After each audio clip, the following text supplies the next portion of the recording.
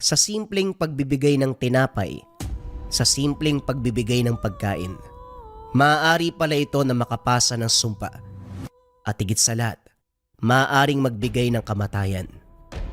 Pero ang akala nila na simpleng sumpa lang, meron pa palang mas malalim na ugnayan sa isang malakas na kapre kontra sa malakas na antingero ng Leyte. Ang kwentong ito ay hango sa totoong buhay. Mula ito sa isa nating kabayan na itago na lamang natin sa pangalang Eman. Taong 1980. Leyte. JD. Magandang gabi po. Eman po pala, bagong kapitbahay. Pinapabigay ni Mama. Nakaugalian kasi namin na magbigay ng unang luto sa mga kapitbahay. Lalo na po kapag bagong lipat kami. Sana ho magustuhan ninyo, karne po yan. Nakangiting bungad ni Eman sa matanda na nagbukas ng pintuan. Tinanggap nito ang pagkain. Matyagang nag-antay ang binata sa pinaglagyang plato. Maya-maya pa bumalik ang matanda. May ibang potahe ang platong bitbit. Nakaugalian ko din na magbigay ng luto sa bagong kapitbahay. Naway magustuhan ninyong dalawa. Tinanggap ni Eman. Hindi nagtagal kagad siyang nagpaalam.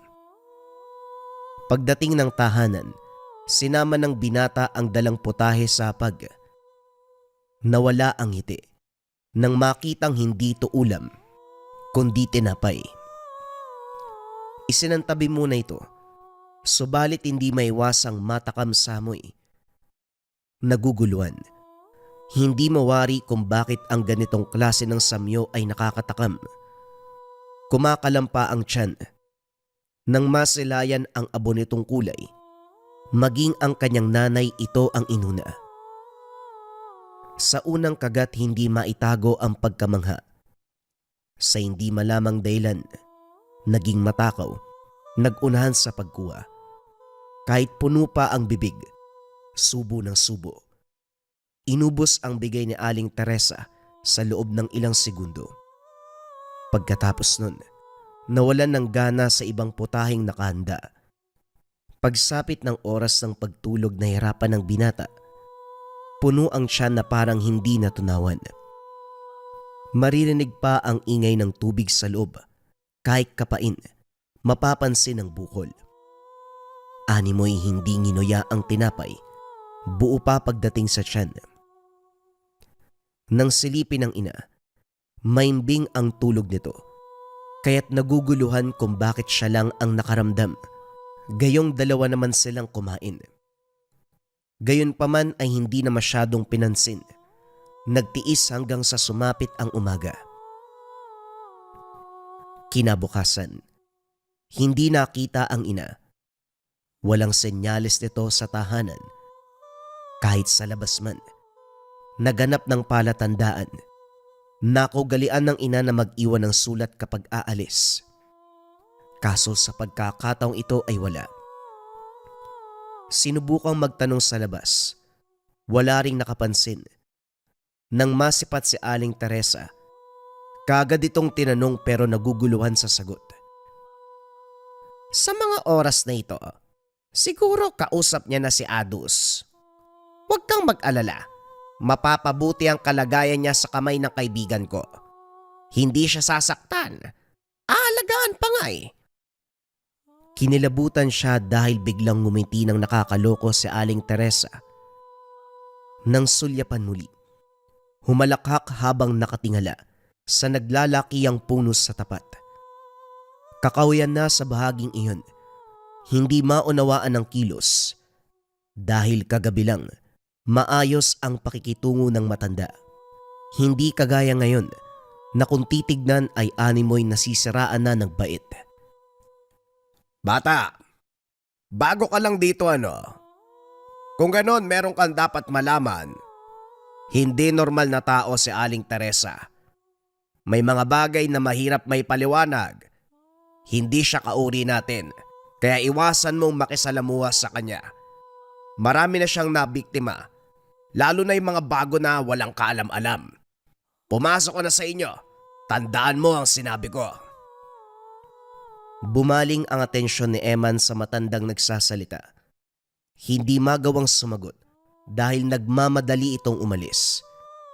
Sa kilabot na naramdaman sa sinabi, pumasok na rin siya ng tahanan. Naging palaisipan kay Eman ang sinabi ni Aling Teresa. Hindi mawari kung ina ba niya ang tinutukoy o sadyang umaandar ang deperensya sa pag-iisip. Alin man dito, hindi na masyadong pinansin. Sinubukang maging positibo para sa kalagayan ng ina. Naghintay na naghintay hanggang sa sumapit ang gabi. Lumipas ang magdamag. Dumaan ng ilang araw, hindi pa rin bumabalik.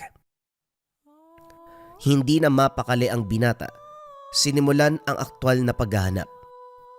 Nagbahay-bahay, subalit walang nakakakilala. Sa katunayan, gabi sila nang dumating sa lugar. Walang katao-tao sa labas nung dumaan, kaya wala ring nakakita sa kanila. Tahanan lang ni Aling Teresa ang may ilaw sa gabing yun, kaya ito ang unang nilapitan para magbigay ng luto. Bukod dito ay wala na.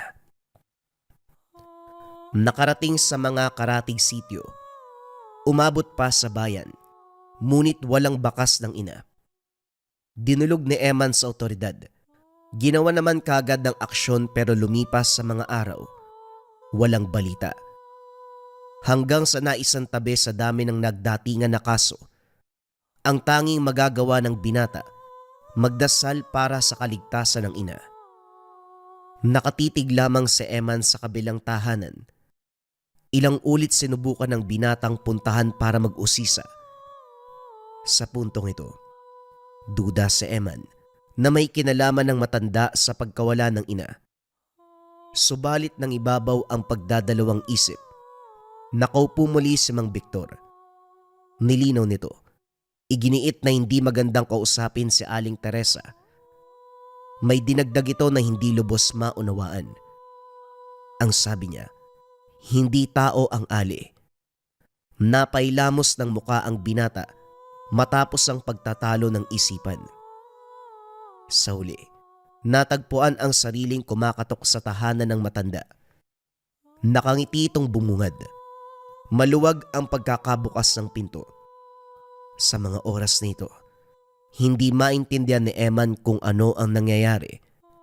Para bang kontrolado ng puwersa, hindi magawang sumagot sa matanda. Tatango lang, sinusunod ang bawat salita. Pinaupo siya sa hapag. Kagad naglaway ng ihain ang kulay abong tinapay. Naging matakaw sa Eman. Isahang subo ang bawat peraso. Sa napapansin hindi na kailangan ng nguya. Kusa itong bumababa mula sa lalamunan patungo ng tiyan. Kahit marami na ang naubos, hindi nakaramdam ng pagkabusog. Patuloy lang din sa paghain si Aling Teresa, natutuwa sa kanya bilang bisita. Maya-maya pa, nag-abot ng baso. Walang laman pero nang tunggain may likidong dumaloy. Bago pa man tuluyang mahulog sa anumang patibong, nabulabog ang pangyayari sa ingay na nagmumula sa labas. Sa puntong ito, nagising si Eman. Nagmamadaling umalis nang mapagtanto ang kaganapan. Naabutan sa labas si Mang Victor. May sinasaboy sa tahanan ni Aling Teresa. Sumasambit ng nakakakilabot na salita. Tinawag siya nito. Sinabihang magmadali sa pagpasok ng tahanan. Tanaw mula sa bintana ang nangyayari. Malalang sagutan ang namagitan sa dalawang matanda. Pero ang nakakapagtaka, hindi naririnig ang mga boses. Sadyang pagbuka ng bibig lamang ang nakikita. Ganito ang sitwasyon sa loob ng ilang sandali. Bago natapos, parehong lumingon sa kanya. Agad nagsara ng bintana. Kinilabutan sa nangyayari. Ito ang naisip buong magdamag. Sa muling pagsapit ng bukas, unang bumungad sa pintuan si Mang Victor.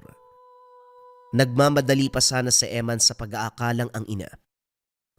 Pinatuloy ang matanda. Sa pag-upo nito, inilibot ang tingin sa kabuuan ng bahay. Maya-maya pa hinalungkat ang mga gamit sa kusina. Tumitig sa kanya nang mabuksan ng basket. Puno ito ng tinapay. Laking gulat ng binata dahil sa pagkakatanda ay wala ng laman. Hindi ko po alam. Wala naman yan kanina eh. Nung unang gabi namin dito nagbigay si Aling Teresa. Pero ubos na po yun. Wala pong natira. Hindi nakakapagtaka dahil biktima kayo ng matanda. Siguradong magkakaroon ng tinapay o pagkain ng lugar para ito ang piliin mong kainin sa oras ng paggutom. Nawawala ang nanay mo, hindi ba? Wala ka pa rin bang balita hanggang sa ngayon? Kung ganun man, sigurado ko wala na siya sa lugar na ito. Kung wala po dito, nasaan? Sabihin niyo po sa akin para masundo ko si nanay. Wala akong pakialam kung gaano kalayo. May motorsiklo naman ako eh. Hindi biyaheng lupa o himpapawid ang tinutukoy ko, iho. Ang ibig kong sabihin, wala na sa mundo ang nanay mo. Kagaya ng sinabi ko, hindi normal na tao si Aling Teresa. Nakaalay ang pagkatao at kaluluwa niya sa sinasambang engkanto.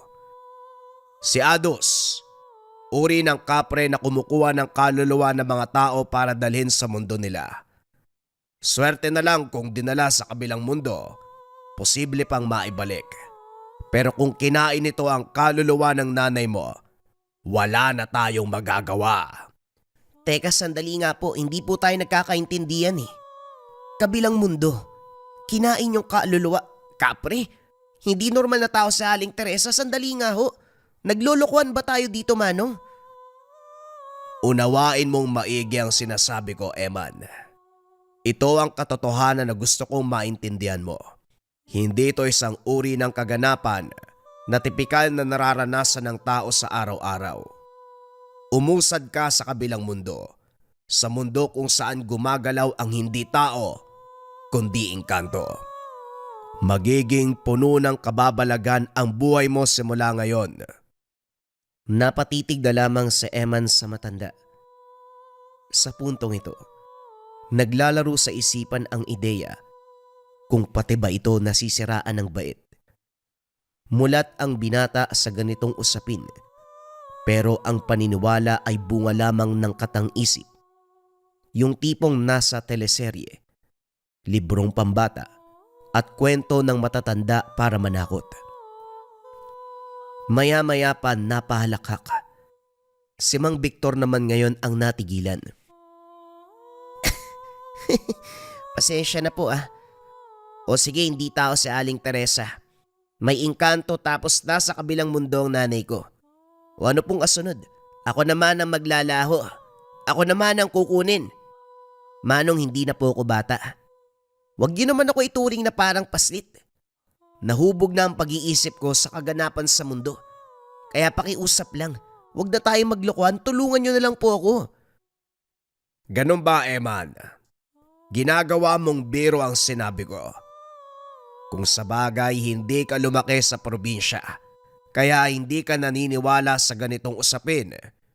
Iho, nandito ka sa isang lugar kung saan umaaligid ang iba't ibang elemento at nilalang. Buksan mo ang iyong isipan. Baka sakaling masagip pa ang iyong ina. Natahimik si Eman. Hindi dahil naniniwala na siya. Natatawa siya sa sinasabi ni Mang Victor. Hinayaan na lamang niyang magsalita ang matanda. Nang marindi, iniwan sa loob. Nagpahangin sa labas. Maya-maya pa nasipat si Aling Teresa. May bitbit na basket. Nagsasalita mag-isa habang binabagtas ang daan. Sa kuryosidad sinundan ito ng binata patungo sa ilog kung saan may naglalakihang puno ng balete. Inilatag ang dalang tinapay. Mahabang katahimikan ang namayani. Maya-maya pa, nagsimulang bumigkas ng mga kataga. Pinanood mula sa malayo. Nagmamadaling nagtago nang lumingon ito. Kumaripas siya ng takbo. Nakasalubong sa daanan si Mang Victor. Kaagad niyang tinuro si Aling Teresa. Dumiretso na siya sa tahanan. Laking tuwa nang maabutan ng ina. Nasa likod ito. Nakatingala sa puno. Nagsasalitang mag-isa. Hindi na ito pinansin ng binata. Nauna ang labis sa kasiyahan dahil bumalik na ang ina. Inakay papasok ng tahanan. Pinakain at pinaliguan. Pagkatapos ay hinayaang magpahinga. Sa puntong ito, hindi maiwasan ni Eman na mapaisip. Matapos magpahinga ng ina ay may napansin. Kakaiba ang amoy. Kagaya ng tinapay na bigay ni Aling Teresa. Pinaghalong samyu ng ulan at mantika. Tila ba nawawala sa sariling katinuan. Nakatitig sa kawalan. Walang emosyon ang mga mata.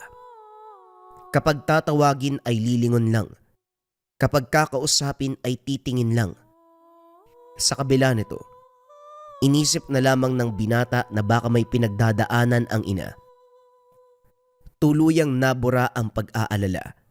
Naging normal ang kilos ng ina. Unti-unti niyang nalimutan ang tungkol dito, lalo na nang maging abala sa pagtatrabaho ang nanay. Si Eman ay balik sa eskwela. Pumasok sa universidad sa kabilang bayan. Wala ring masyadong pag-uusap dahil hindi pareho ng oras ng uwi. Nauuna ang binata. Darating ang ina ng 10 oras. Saktong abala siya sa paggawa ng takdang aralin. Madaling araw aalis ang ina. Siya naman ay sa pagsikat pa ng araw. Tumagal ng linggo ang sitwasyon. Hanggang isang araw, muli na naman itong nawala. Nahanap sa kakahuyan, sa harapan ng ilog, nakatingala sa balete. Nagsasalita na parabang may kausap na siya lang din ang nakakakita. Habang pinagmamasdan ng binata, hindi may tatanggi na napagtanto ang kaganapan. Labag man sa kalooban, hindi maiwasang isipin ang sinabi ni Mang Victor. Nilapitan ang ina at kinalabit. Paglingon sa kanya, ganun na lamang ang pagsigaw. Sa sandaling ito, hindi mukha ng ina ang nakita, kundi parang pinaghalong tao, demonyo at hayop. Hindi maipaliwanag sa iisang salita. Naguguluhan si Eman sa nasaksiyan. Isa lang ang malinaw. Ang taglay nitong samyo, nakatulad ng tabako pero mas pinatapang. Isang kurap pa. Itsura na ng ina ang nasilayan. Hindi rin maiwasang sampalin ng sarili. Gustong makasigurado kung namamalik mataba o hindi. Subalit hindi maalis sa isipan ng binata ang mga sinabi ni Mang Victor. Tumayo ang ina. Mabagal ang pagbaybay ng daan. Pumasok ng tahanan. Pero nang suriin ni Eman, hindi matagpuan. Nilibot maging ang sulok. Hindi magilap. Mula sa oras na yun, muling nawala ang ina. Sa puntong ito, madalas ang pagkakasalubong kay Aling Teresa na parabang sinundan siya saan man magpunta. Tumawag na sa mga kaanak si Eman. Ibinalita ang nangyari sa ina. Dahil nasa malayong probinsya, ang iba ay nasa isla. Hindi madali ang pagpunta. Hanggang sa lumapit ang tiyuhin sa isang albularyo, hindi niya pa maintindihan nung una kung bakit kailangan ito. Pero nang mapaliwanagan siya, doon na nalinawan. Ang pangalan nito ay Mang Nardo. Mahusay ito lalo na kung elemento ang pag-uusapan. Nakumbinsi si Eman dahil pagdating sa tahanan nito, kasalukuyang ginamot ang pasyente. Nasaksiyan ang proseso.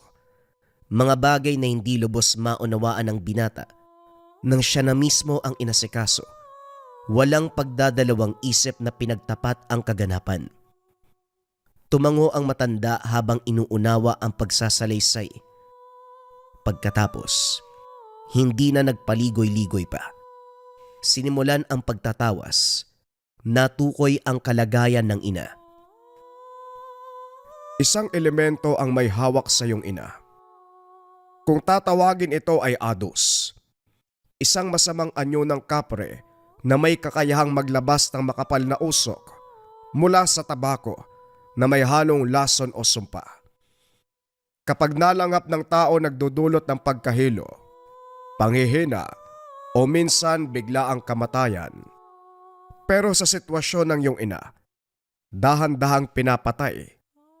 Nakaiwalay na sa katawan ng kaluluwa na siyang nakikita mo. Ang kailangan nating gawin, mahanap ang katawan para mabigyan ng maayos na libing.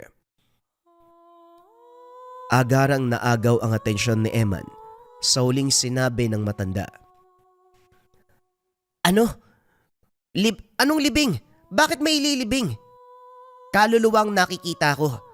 Akala ko si Aling Teresa at Mang Victor lang ang nasisiraan ng bait.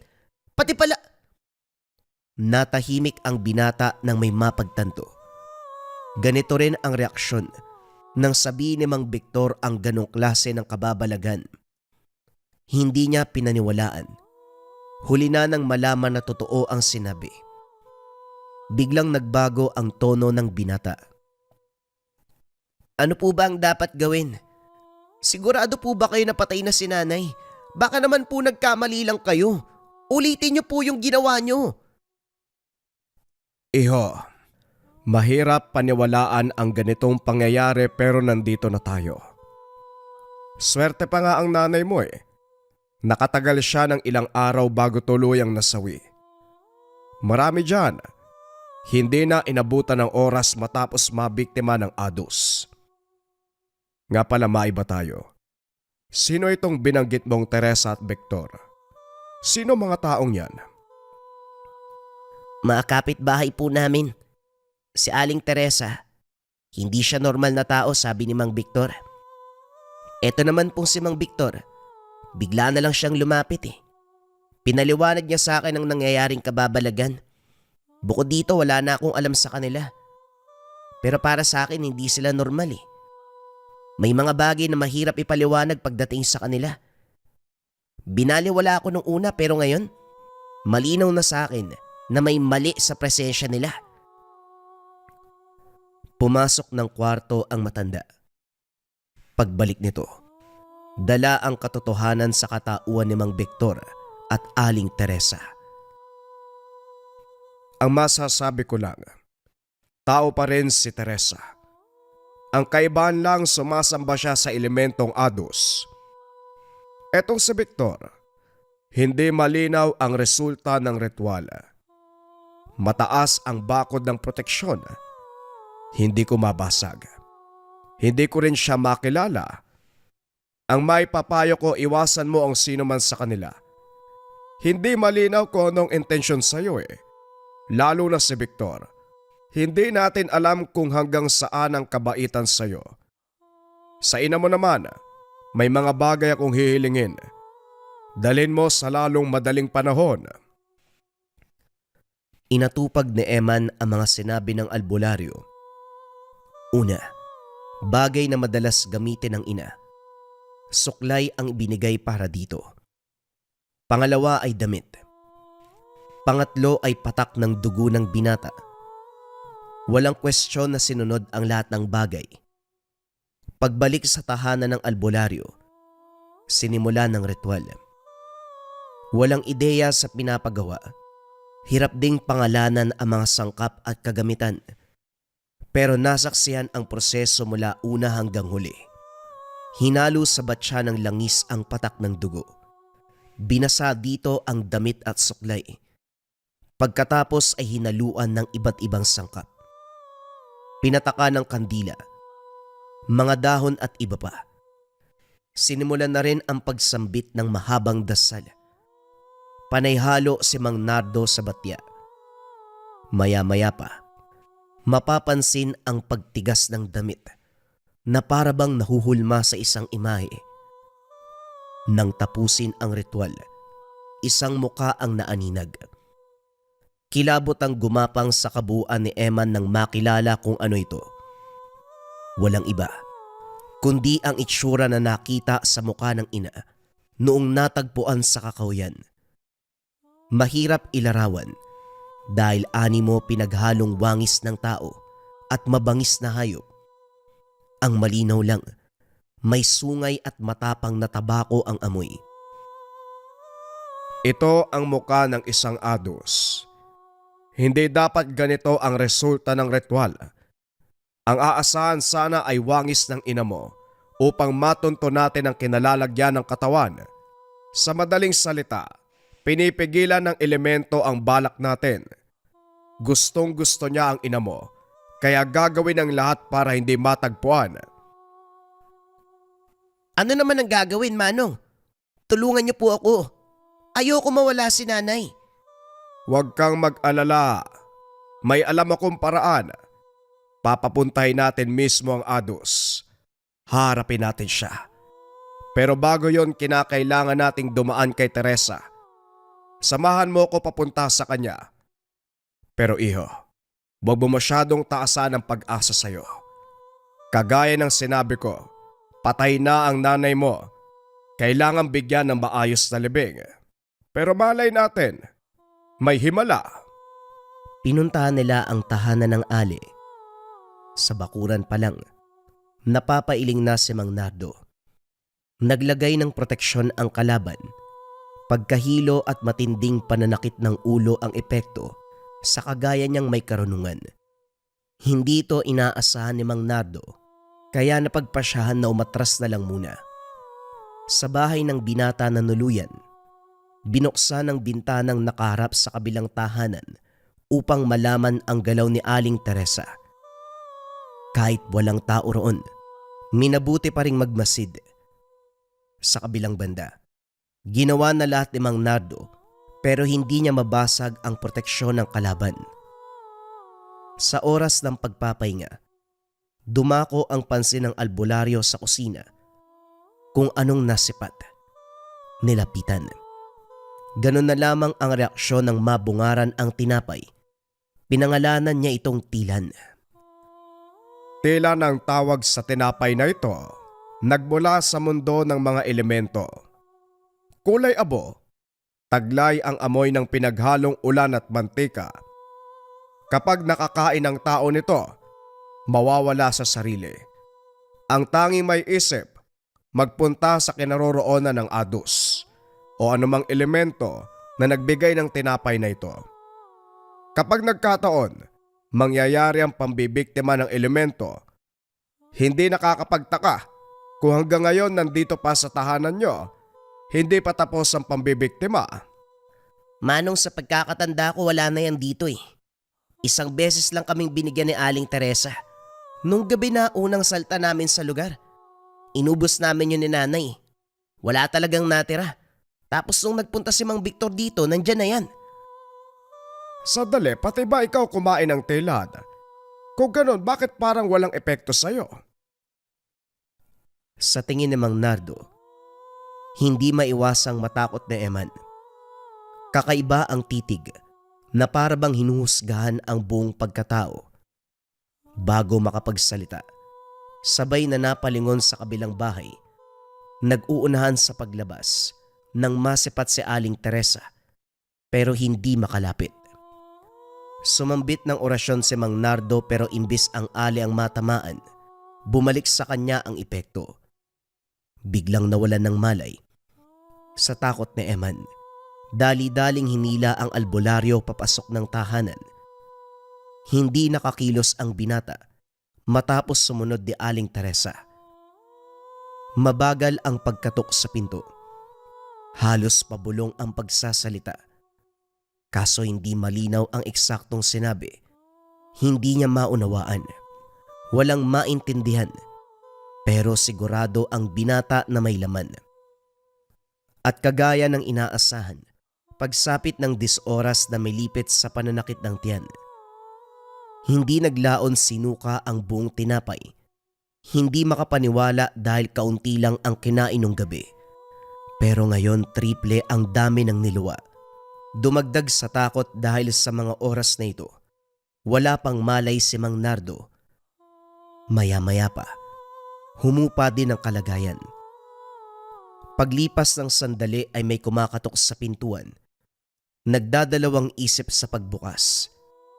Pero nang marinig ang boses si Mang Victor, nagawang suwayin ang utos ng albularyo. Pinatuloy, humingi ng tulong. Kaso nga lang matanda na mismo ang umayaw. Makikita sa muka ang takot. Nang masilayan ang walang malay na si Mang Nardo, nagmamadali na siyang nagpaalam. Matapos umalis dito napaisip ang binata. Nagbuntong hininga nang mapagtanto ang sinabi ng albularyo. Lumipas ang mga araw. Nagkamalay din si Mang Nardo. Nang may masmasan dali-daling nagtungo sa kusina. Hinanap ang tinapay, subalit hindi na matagpuan. Kahit si Eman hindi nakita, dadalhin sana ito. Gagawing sangkap sa ritual, kaso hindi na magilap. Bumalik sa tahanan si Aling Teresa. Ganun pa rin ang sitwasyon. Mataas ang bakod ng proteksyon. Umiwas ang albularyo upang hindi na madagdagan ng pinsala. Ang ginawa na lamang, namitas ng bulaklak sa bakuran. Maliban pa rito may sariwang dugo ng manok at tinapay na kawangis ng ginagamit ng kalaban. Binudbura ng mantika at ulan. Maya-maya pa sinimulan ang ritual. Napalunok sa Eman. Kumpara sa unang ritual, kalmado ang paligid. Hindi katulad ngayon na nagsisimula palang mabigat na ang hangin. May presensya na umaaligid. May bulong ng paghinga. Yung tipong malalim ang paghugot sa baybuga. Maya-maya pa, habang patuloy sa pagsambit ng salita si Mang Nardo, napansin ni Eman ang imahe ng ina. Parang namamalikmata lang dahil pabigla-bigla ang pagpapakita. Isang kurap ay nariyan, isang kurap ay naglalaho. Nang tawagin ito, napukaw ang damdamin ng sumagot. Naririnig niya ang pag-iyak. Hindi malaman kung saan nagmula, pero ito ang napansin ni Eman. Batay sa boses nito, para bang walang hangganan sa pagdurusa. Bakas ang sakit, matinding emosyon, humihingi ng tulong, para bang gusto nang makawala sa paghihirap na kinalalagyan.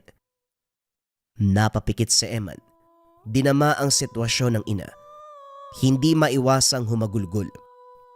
Nang tumagal, napansin ang pagbabago ng boses. Mula sa tinig ng ina, naging mas malalim na kalaunan humagalpak ng tawa. Saka lang napagtanto ng magmulat. Bumungad ang itsura ng nilalang. Kagading naglaho ng magsaboy ng pangontra si Mang Nardo. Alam ko na kung nasaan ang katawan ng nanay mo. Hindi mo rin sana pinakinggan ang panlilinlang ng elemento. Kamuntikan ka na. Buti napansin ko kaagad. Maganda ka.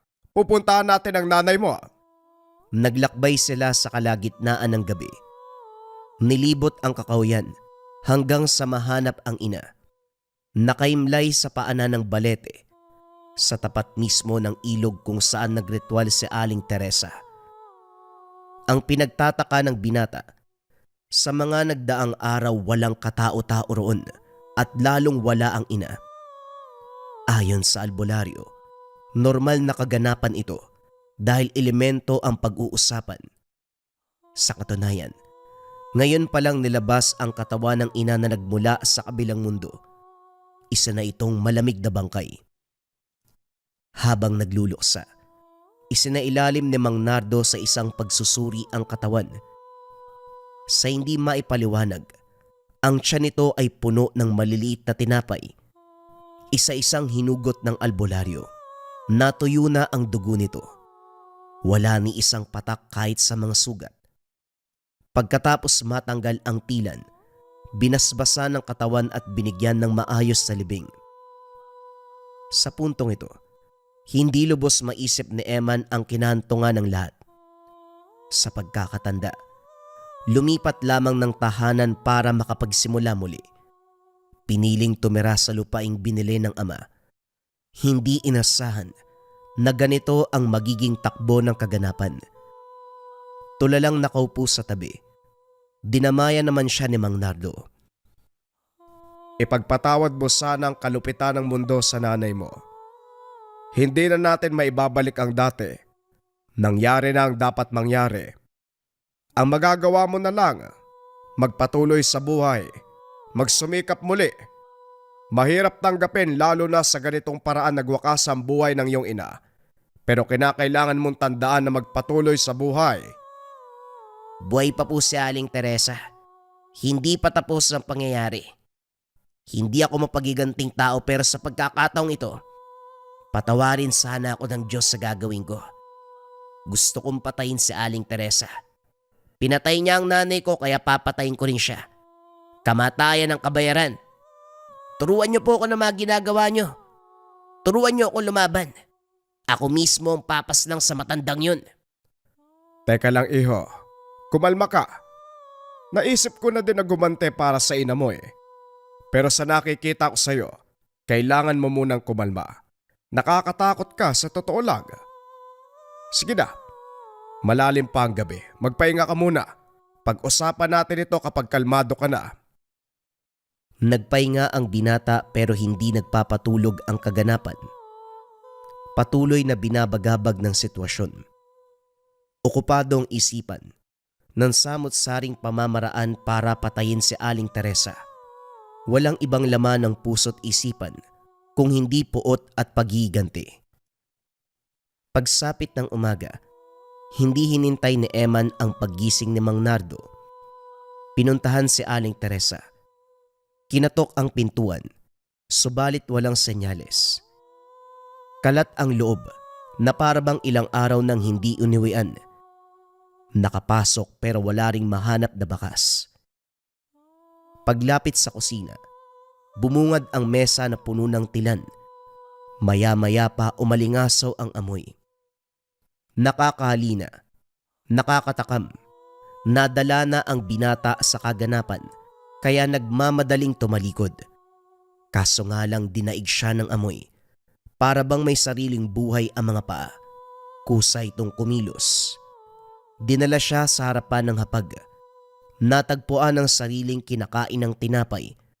Mabuti na lamang naabutan ng albularyo at kagad kinontra. Kukuhain na sana ni Mang Nardo ang tinapay, pero biglang naglaho. Maya-maya pa umalingasaw ang amoy ng tabako. Sobrang tapang. Kinapos sila ng hininga. Nakalabas naman bago nawalan ng hangin sa katawan. Sinindihan ni Mang Nardo ang bulaklak na ginawang sangkap sa ritual. Kaunting usok lang ang nalikha pero sinakop ang kabuuan ng matinding amoy. Hindi madaling kalabanin si Teresa. Hindi lang ang karunungan niya ang kinakalaban natin, maging ang gabay na kapre. Kung hindi ako nagkakamali, alaga niya yata ang elemento o mas malalim pa ang koneksyon ng dalawa. Matindi ang kapit sa kanya ng gabay. Tinago siya mula sa atin. Paano na ho yun? Hindi ba tayo makakaganti? Hindi naman pwede yun. Hindi tayo titigil. Hahanapin natin si Teresa. Kahit saang sulok pa siya magtago. Ito muna ang pagtutuunan ko ng pansin. Hindi ako tatanggap ng ibang pasyente. Tatapusin ko muna ito. Asahan mong bibigyan natin ng katarungan ng kamatayan ng nanay mo. Nabuhayan ng loob si Eman matapos marinig ang sinabi ng matanda. Wala na siyang pinagkakatiwalaan kung hindi ito lamang. Iba't ibang ritual. Halos araw-araw walang palya. Nagbumuka na siyang nag-eeksperimento dahil kung ano-anong pamamaraan ang nagagawa para lamang matapatan ng kalaban. Subalit wala ni isa ang nagtagumpay. Makikita sa mukha ng albularyo ang inis. Hindi napigilan ang pagbuhos ng emosyon. Minsan nang narinig na kunestyon ang sariling kakayahan. Dali-dali naman itong kinausap ni Eman. Wag naman po sanang ganon, Manong. Hindi naman sa hindi nyo kaya. Sadyang malakas lang ang kalaban. Wag po kayo mag-alala.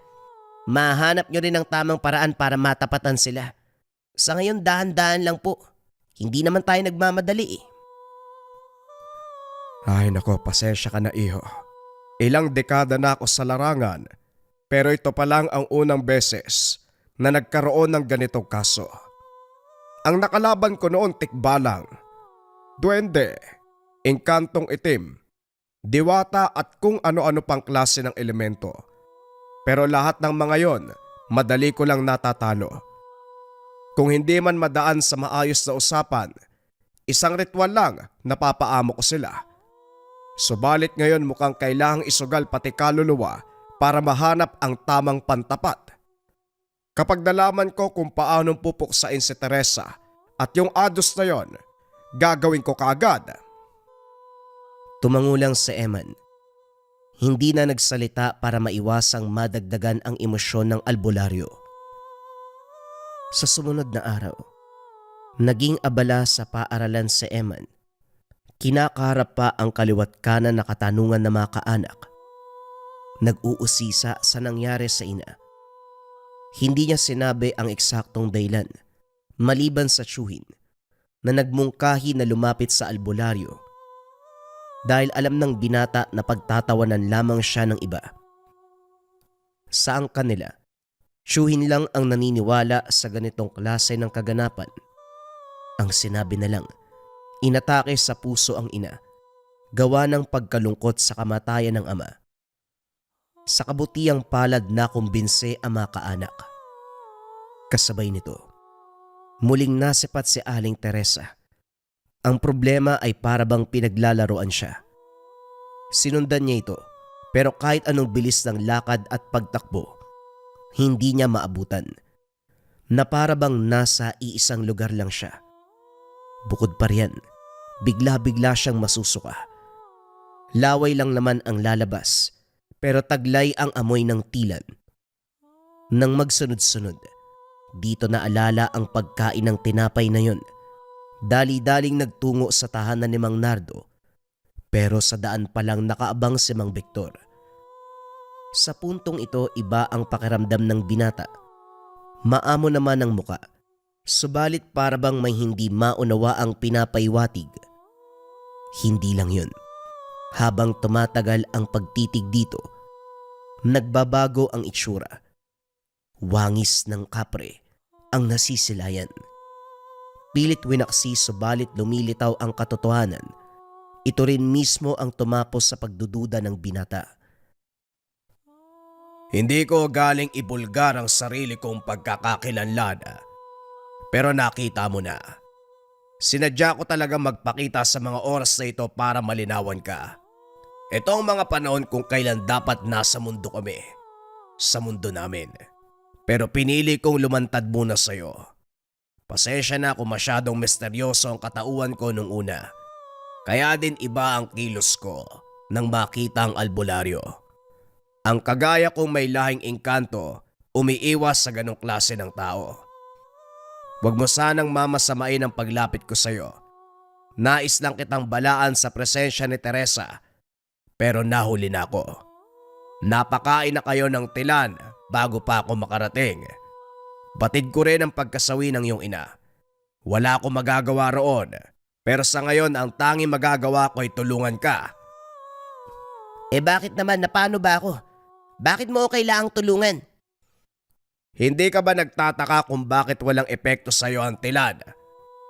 Nung umaga na nakasalubong kita, oras sa binalaan tungkol kay Teresa, nilapatan kita ng orasyon para kahit papano matunaw ang sumpa. Gayunpaman malakas pa rin ang kapit nito sa iyo, kaya ka nagsusuka. Inumin mo ito nang mapuksa ang sumpa dyan sa kaloob-looban mo. Mag-ingat kang mabuti. Huwag ka magpakita kay Teresa dahil kapag nagkataon, matutulad ka sa nanay mo. At ito ang pinakamahalaga. Huwag mong subukang kalabanin ang kapre. Huwag mong kalabanin ang adus. Hindi matatalo ng albularyo ang nilalang na ito. Kapag magpupumilit kayo, kayo pang masasawi. Wala na ako sapat na oras. Sige na, mag-ingat ka. Tumalikod kagad ang matanda. Umikot sa puno. Sinunda ng tingin pero pagsuri ni Eman, Sa likod ng puno ay naglaho na ito. Dumagdag sa kilabot ang paglantad ni Mang Victor. Ngayon na malinaw sa kanya ang katauhan nito, nagdadalawang isip sa biniling salita. Dumiretso sa tahanan ni Mang Nardo. Nagmamadali ito sa pagbitbit ng mga gamit para puntahan si Aling Teresa. Sa sinabi ni Mang Victor kahit nag-aalangan, sinabihan pa rin niya ang albularyo. Sa puntong ito sandaling natigilan si Mang Nardo, inunawa ang sinabi ng binata. Sinabi niya kamo. Alam mo, duda ako sa taong yan eh. Pero kung isa man siyang elemento, taglay ang itsura ng Ados. Yun ang sabi mo, di ba? Baka posibleng totoo ang sinabi niya. Kaso nga lang hindi natin pwedeng baliwalain ang ideya na maaaring isa itong patibong. Malay natin magkasabot yung dalawa. Nililito ka lang ni Victor. Nagbabait-baitan tapos sa huli bibiktimahin ka rin. Iho, walang masamang maniwala sa babala pero ang tanong, mapagkakatiwalaan ba yung nagsabi niyan? Ano pong gagawin natin? Ayaw ko rin pong maniwala pero malinaw yung pagkakasabi niya. Kapag pipilitin nating makalaban ng Adus, tayo ang mamamatay. Napabuntong hininga ang albularyo. Napilitan nitong mag-isip ng ibang paraan. Bilang respeto sa pag-aalala ni Eman, binago nito ang plano. Kung hindi pwedeng kalabanin ng Adus, si Teresa na lang ang puksain. Tao pa rin ang matanda. Ang kaibahan lang, may elemento siyang pinagsisilbihan. Pwede pa rin nating sabayan ng kilos niya.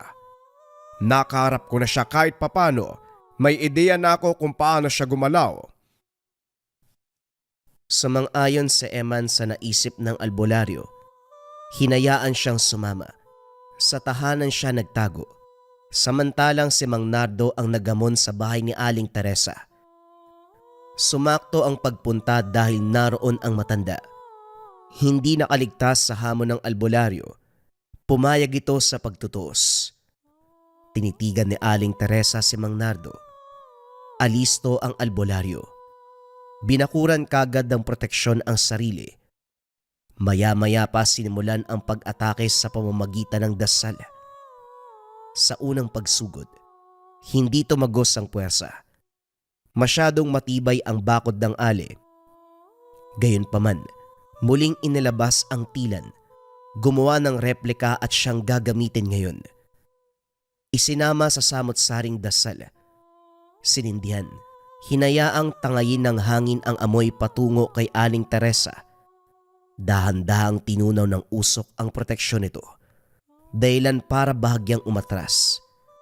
Mapapansin na nahihirapan sa paghinga. Hindi lang yun, nangangate sa iba't ibang bahagi ng katawan. Malala ang pagkalmot sa muka. Kumapit sa balat ang epekto ng orasyon sa tinapay. Nalingat na rin ang pansin ng ale. Dahan-dahang kumakapal ang usok. Maya-maya pa binulag ang paningin nang makitang nahihirapan ng ale, sinabayan pa ng isang orasyon. Sigaw ng sigaw si Aling Teresa habang patuloy sa pagkalmot ng muka. Dumugo hanggang sa napuruhan, puro sugat ang tinamo. Sa muling pag-usal ng orasyon, lumuhod na ang ale. Maya-maya pa humiyaw ng humiyaw, tanda ng paghihirap. Sa kabilang banda, napansin ni Emma na parabang may lumapit kay Aling Teresa. Hindi malinaw nung una pero nang tumagal ang pagtitig, lumantad din ang itsura. Sandali lang nasilayan. Kahawig ng tao ang tindig, pero ang katawan ay parabang pinagsamang tao at kambing. Malalaki ang mga paa, gayon din ang mga kamay. May naglalaki ang sungay. Nanlilisik ang mga mata. Naglalabasan ang matutulis sa pangil. May malaking tabako. Makapal ang binubugang usok. May baging na nakapalupot sa bewang. May dahon na parang supot na pinaglagyan ng tilan. Galit itong tumingin sa gawin ni Mang Nardo. Napapatanong si Eman kung siya lang ba ang nakakakita o hindi. Maya-maya pa sumigaw ang nilalang. Naganda sa pag-atake pero batay sa galaw. parang may hindi nakikitang harang. Sa tuwing susugod patungo sa kanalalagyan ng albularyo, mababangga, hahatakin pabalik ng malakas sa puwersa. Hindi lang yun. Ang mga dala nito ay kusang nasusunog. Ang makapal na usok ang sumakop sa paningin ng halimaw. Maya-maya pa nag-apoy ang tabako na sumunog sa balat. Kumaripas ng takbo ang nilalang, naglaho habang lumalayo. Nanlaki mga mata ng masilayan ang itaas na puno sa hindi kalayuan. Naroon si Mang Victor. Kinukumpas sa mga kamay habang nagsasalita. Hindi mawari kung ano ang ginawa. Nang malaman, binaling ang pansin sa kasalukuyang kaganapan. Ang naiwan na si Aling Teresa, walang awa na pinuksa ng tuluyan ni Mang Nardo. Dahil basag na ang proteksyon nito, pumasok ng tahanan, kumuha ng langis, isinubo sa matanda. Ang langis nito ay lumusot sa butas ng ilong, bibig at tenga. Ito ang pumatay sa kanya. Binalik ni Eman ang tingin sa puno. Wala na roon si Mang Victor. Magdiwang ka, iho. Naiganti natin ang nanay mo. Napuksa na si Teresa. Subalit hindi magawang matuwa ni Eman ng masilayan ang leeg at braso nito. Bahagyang umitim na parang dinaanan ng apoy. Nang magpaliwanag ang albularyo, ito ang kapalit sa ginawang pagpuksa kay Aling Teresa. Nakita niya rin ang nilalang na adus. Gumanti ito para sa ali. Ang pangingitim ng balat ang resulta. Kahit ayaw aminin na nasasaktan, mababakas sa kilos ang katotohanan. Pagkatapos ng insidente, hindi na nahagilap ang katawan ni Aling Teresa. Sa pagkakatanda, pinasok ito ng tahanan. Iniwan para pag-isipan kung saan ililibing. Kaso pagbalik nito ay wala na. Siguradong hawak na ito ng elemento. Matapos ang kaganapan, dali-daling nilisan ni Emma ng lugar. Nanuluyan sa poder ng tiyuhin. Dito pinaliwanag ang kaganapan, bagay na pinaniwalaan naman. Dinalaw ang puntod ng ina. Dinaanan din si Mang Nardo. Pero nagulat sa balita. Patay na ang albularyo. Ilang araw lang ang lumipas.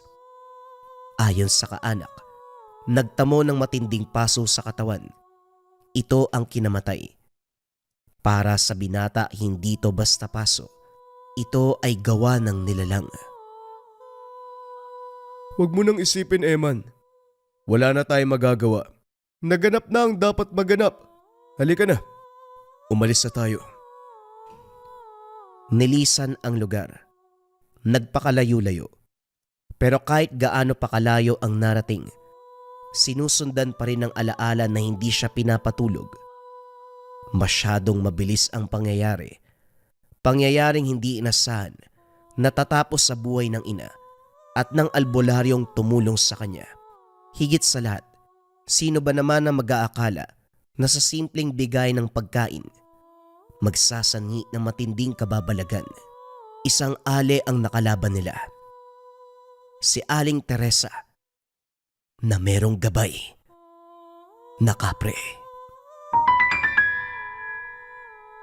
3 patotoo sa Marahuyo Bracelet Depensa Espiritual, Rebuelta o Baliksumpa. Unang kabayan, pagkasuot ng Marahuyo Bracelet, kinabukasan, naospital yung mangkukulam na gumagambala sa kanila. Ikalawang kabayan, problema sa pagtulog ng maraming taon, ginagambala sa gabi. Magmula nang masuot ang Marahuyo Bracelet, nagkaroon ng payapang pagtulog at hindi na nananaginip ng kung ano-anong elemento, maging ng mga itim na anino. Ikatlong kabayan, ang kaibigan na mangkukulam. Ilang buwan ng pagdurusa sa sakit na hindi gumagaling. Magmula nang masuot ang Marahuyo Bracelet ay nagbago ang lahat. Nasanggi ng kaibigan niya ang Marahuyo at bagyang napaso ito. Magmula ng araw na yon, naging mailap na ang kaibigan niya. Kasabay ng paggaling niya sa karamdaman ay siya namang pagkakasakit ng kaibigan niya. Hanggang sa umabot sa punto, umalis na ito sa dorm kung saan sila nakatira. Ang huling sinabi nito, pasensya na, dahil lang sa inggit. Ang Marahuyo Bracelet ay depensa espiritual kontra kulam, barang, tigalpo, palipad hangin, usog, o kahit anong masamang uri ng sumpa. Pero bakit ba ganon ang nangyari sa mga istoryang nabanggit? Dahil narito rin ang rebuelta, sumbalik o balik sumpa. Kung ano man ang sumpa na ibinigay sa inyo, ibinabalik sa taong nagbigay. Kung interesado ka kabayan, paki-visit lang ang shop ng Likha Merchandise. I-search nyo lang Likha Marahuyo Bracelet. Piliin nyo ang pinakamaraming sold at pinakamataas na ratings. Mag-ingat sa mga scammers.